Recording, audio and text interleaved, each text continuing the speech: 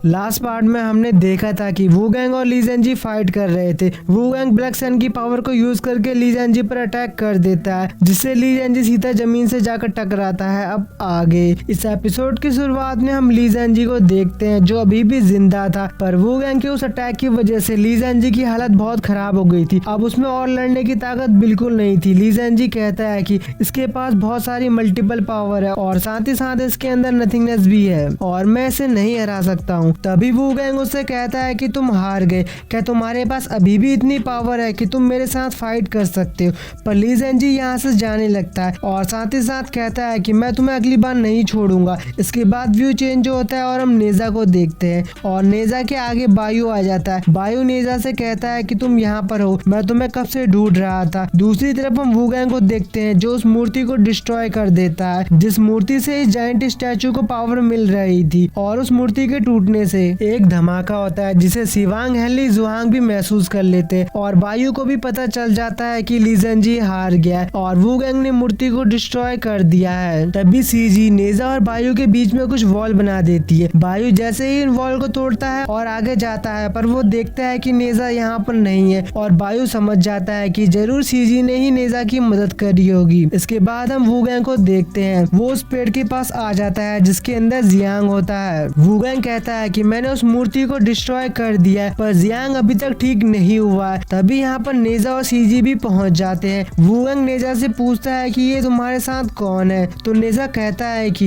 ये वो लेडी है जिन्होंने मेरी कई बार जान बचाई है और ये हमेशा मुझे प्रोटेक्ट करती है। सीजी जियांग को चेक करती है और बताती है कि इसकी सांसें अभी भी चल रही है और हम इसे अभी भी बचा सकते हैं। वू गैंग पूछता है कि आप इसे कैसे बचा सकती हो, प्लीज मुझे बताओ। तो सीजी कहती है कि तुम्हें अपने अंदर की एनर्जी इसके अंदर डालनी होगी, जिससे हम तुम्हारे दोस्त को बचा सकते हैं। और फिर वू गैंग अपने अंदर की सारी की एनर्जी को जियांग के अंदर डालने लगता है। साथ ही साथ बोलता है कि जियांग, अगर तुम मुझे सुन रहे हो तो तुम बहुत देर तक सो गए हो, अब जाग जाओ। वू गैंग अपने अंदर की सारी की एनर्जी जियांग के अंदर डालने लगता है, जिससे उसे तकलीफ होने लगती है। साथ ही साथ वू गैंग का की एनर्जी से बना हुआ हाथ भी गायब होने लगता है। तभी नेजा कहता है कि ब्रदर, वू गैंग के अंदर की सारी की एनर्जी खत्म हो रही है। तभी सीजी एक चीज को बाहर निकालती है, जिससे बहुत सारी की एनर्जी बाहर निकलने लगती है और वू गैंग के अंदर जाने लगती है और वू गैंग का हाथ भी फिर से ठीक होने लगता है और साथ ही साथ जियांग को भी होश आने लगता है। इसके बाद हम देखते हैं कि वू गैंग सीधा जियांग की तरफ कूद जाता है और यहाँ पर बहुत सारी रोशनी निकलती है और जब रोशनी हटती है तो हम देखते हैं कि वू गैंग ने जियांग सान को पकड़ रखा था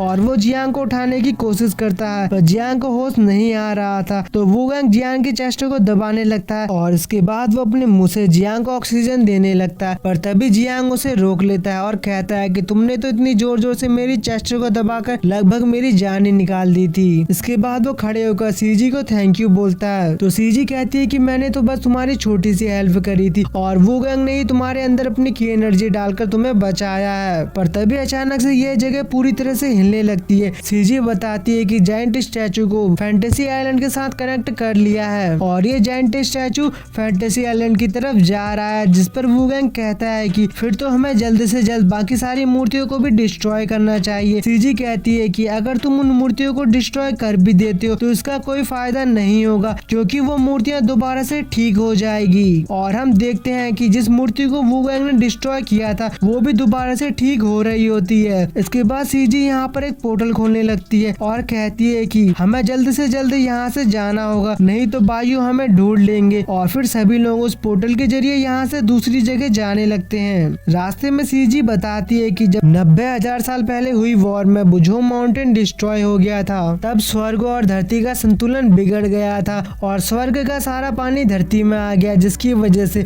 धरती में भयानक बाढ़ आई और सारे जीव पानी में समा गए। तब गॉड नोवा ने अपनी जादुई मिट्टी का इस्तेमाल किया और जब वो मिट्टी पानी में मिली तो बाढ़ को खत्म किया और उस मिट्टी से ही फैंटेसी आइलैंड का जन्म हुआ। तभी वू गैंग कहता है कि एक बार मैंने अपनी माँ से सुना था कि गॉड नोवा ने ही ह्यूमंस को अपनी 5 दिव्य रंग की मिट्टी से बनाया है। कि तुमने सही सुना, गॉड नोवा ने ही अपनी 5 दिव्य रंग की मिट्टी से इंसानों को बनाया है। इसके बाद वू गैंग पूछता है कि ये सभी होलीनेस और गॉड इस नथिंगनेस से इतना क्यों डरते हैं। तो सीजी बताती है कि की एनर्जी और गॉड की डिवाइन पावर को कंट्रोल किया जा सकता है, पर नथिंगनेस की पावर इसकी बिल्कुल उल्टी है। नथिंगनेस को कंट्रोल नहीं किया जा सकता है। नथिंगनेस बस तब तबाही करना जानती है। उसके सामने जो कुछ भी आता है वो बस उसे तबाह कर देती है और नथिंगनेस को रोकना लगभग नामुमकिन है। इसके बाद वो सभी लोगों को टेलीपोर्ट करके इस जायंट स्टैचू के सेंटर में ले आती है और वूगैंग यहाँ पर ब्लड स्पेयर को देखता है जो कि तियान का ब्लड स्पेयर हुआ करता था और वूगैंग इसे देखकर हैरान हो जाता है कि आखिर ये यहाँ पर कैसे आया। तभी यहाँ पर बायू भी आ जाता है और बायू को देखकर वूगैंग पूछता है कि आखिर तुम्हारे पास ये ब्लड स्पेयर कहाँ से आया। और हमें यहाँ पर पता चलता है कि बायू ने सैनियान के साथ हाथ मिला लिया और सैनियान ने ही बायू को ब्लड स्पेयर दिया है। इसके बाद हम हेवन का सीन देखते हैं और सैनियान भी हेवन से सब कुछ देख रहा होता है। इसके बाद हम वूगैंग को देखते हैं जो बायू से लड़ने के लिए तैयार हो जाता है और अपने पावर ग्लव से बायू पर अटैक कर देता है, पर बायू अपने ऊपर एक शील्ड बनाकर वूगैंग के अटैक को रोक देता है और वूगैंग से कहता है कि ली ज़ेन जी ने बताया था कि तुम बहुत पावरफुल और तुम्हारे पास कई सारे अटैक है, तुम्हें मेरे साथ अपनी पूरी ताकत से लड़ना चाहिए। वूगैंग कहता है कि वक्त आने पर मैं तुम्हें अपनी पूरी पावर दिखा दूंगा। तभी बायू अपनी पावर से वूगैंग को पीछे धकेल देता है। तभी जियांग अपनी पावर का यूज करते हुए बायू को चारों तरफ से वॉल से घेर लेता है। इसके बाद बायू ब्लड स्पेयर को लेता है और अपनी हेवनली बॉडी को समन करता है और अपनी पावर से सभी को पीछे धकेल देता है और हम देखते हैं कि बायू की बॉडी ट्रांसफर हो जाती है और गोल्डन बॉडी में बदल जाती है। उससे बहुत रोशनी भी निकलने लगती है और हमने पहले भी देखा था कि जितने भी होलीनेस है उन सभी के पास कोई ना कोई हेवनली आर्मर या हेवनली बॉडी है। बायू उनसे कहता है कि तुम्हारे पास इतनी पावर नहीं है कि तुम मुझे हरा सकते और इसके बाद बायू अपनी थर्ड आई से उनके ऊपर अटैक कर देता है। जियांग उसे रोकने के लिए वॉल बनाता है पर वो वॉल बायू की थर्ड आई से निकलने वाली एनर्जी को नहीं रोक पाती है और टूट जाती है, पर जियांग, वूगैंग और नेजा खुद को बचा लेते हैं। बायू कहता है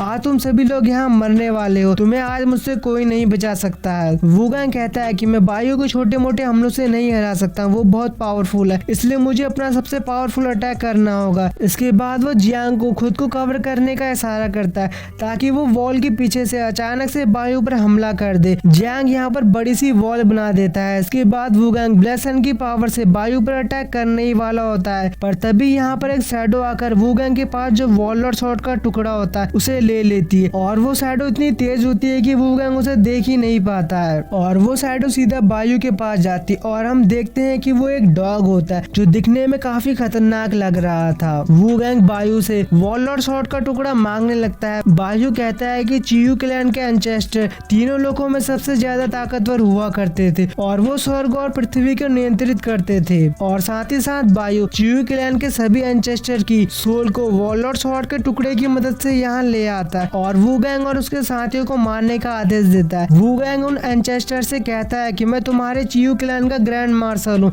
पर वो सभी बायू के कंट्रोल में होते हैं और वूगैंग के ऊपर अटैक कर देते हैं जिससे उन सभी लोगों को तकलीफ होने लगती है और नेजा की हालत बहुत खराब होने लगती है। वो दर्द से चिल्लाने लगता है और जियांग के मुंह से भी ब्लड निकलने लगता है और वूगैंग के आंख का पट्टा भी निकल कर नीचे गिर जाता है और उसके कानों से भी ब्लड निकलने लगता है। उन्हें बहुत ज्यादा तकलीफ होने लगती है और हम देखते हैं कि वूगैंग के अंदर जो नथिंगनेस होती है वो दोबारा से वूगैंग की बॉडी पर कंट्रोल करने लगती है और फिर नथिंगनेस वूगैंग की बॉडी से बाहर निकलकर अपना भयंकर रूप ले लेती है और वो इस पूरे जायंट स्टैचू को कंट्रोल कर लेती है और इसके बाद नथिंगनेस फैंटेसी आइलैंड पर भी अटैक कर देती है और ये सब सैनियान भी देख रहा होता है। सैनियान कहता है कि बायू बेवकूफ है, उसे लगता है कि वो नथिंगनेस को हरा सकता है और अब नथिंगनेस उसके फैंटेसी आइलैंड को तबाह कर देगी। इसके बाद सैनियान कहता है कि अब 1 लाख साल से सोए हुए ड्रैगन क्लैन के लोगों को जगाने का समय आ गया और फिर उन सभी ड्रैगन क्लैन के सोए हुए लोगों को जगाने लगता है और यहाँ पर हम एक लेडी को भी आते हुए देखते हैं और इसी के साथ ये सीजन यहीं पर एंड हो जाता है। ये सीजन का लास्ट एपिसोड था, पर मैं जल्दी ही इस चैनल पे कुछ नई सीरीज को भी एक्सप्लेन करने वाला हूँ और इस चैनल को इतना प्यार और सपोर्ट दिखाने के लिए आप सभी का शुक्रिया।